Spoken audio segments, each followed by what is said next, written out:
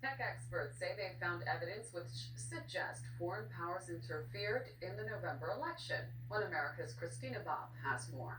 Joining me remotely, Colonel Phil Waldron, information warfare expert and a key member of the investigative team who's been looking into foreign interference and cybersecurity.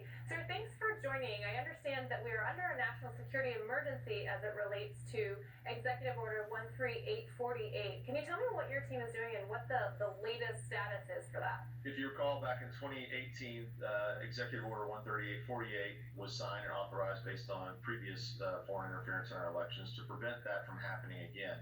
On October 30th, both the FBI and DHS issued alerts, basically triggered that executive order that said that there are foreign interference in the elections, even before the November 3rd primary. Director of National Intelligence Ratcliffe issued an intermediate statement back in December, and as late as January 7th issued another letter that confirmed that there is confirmed foreign interference in our election from several different countries. And we've seen several EOs come out even since then, specifically as it relates to China. What's your analysis of that? I think President Trump is getting harder on China. There were a lot of activities and negotiations with China, but the most recent executive orders specifically ban foreign investment in specific Chinese companies that do business with the Chinese military.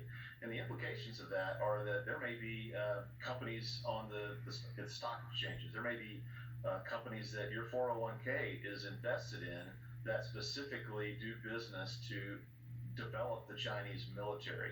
China is a peer nation state foreign threat.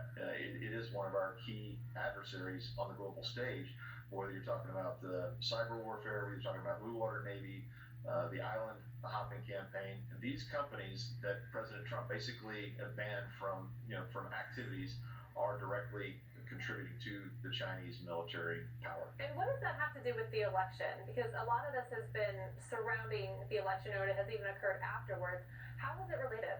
Well, subsequent to the elections, we've determined that specifically key members of the Chinese Communist Party are board members. China influence in our elections is becoming more and more clear. Well, your team certainly has done a lot of research, and it'll be interesting to see what comes up in the next few weeks and months. So thank you for your time. Thank you very much.